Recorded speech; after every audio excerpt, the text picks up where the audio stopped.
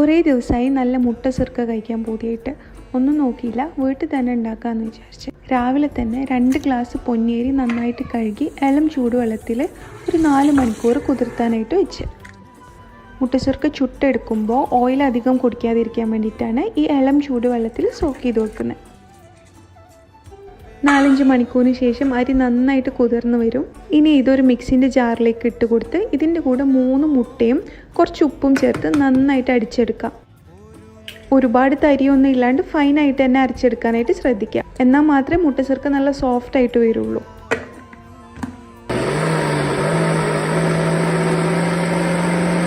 മാവ് 1-2 മണിക്കൂർ വേണമെങ്കിൽ റെസ്റ്റ് ചെയ്യാം, ഇല്ലെങ്കിൽ അപ്പം തന്നെ ചുട്ടെടുക്കാവുന്നതാണ്, കുഴപ്പമൊന്നുമില്ല. ഇനി ഒരു ചൂടായ ചട്ടിയിലേക്ക് വെളിച്ചെണ്ണയാണ് ഞാൻ യൂസ് ചെയ്യുന്നത്. എണ്ണ ചൂടായി വരുമ്പോൾ ഇതിലേക്ക് ഒരു തവി മാവ് ഒഴിച്ചു കൊടുക്കാം. നല്ല മാവാണെങ്കിൽ ഇതാ ഇതുപോലെ ബോൾ പോലെ പൊങ്ങി വരും. ഒരു സൈഡ്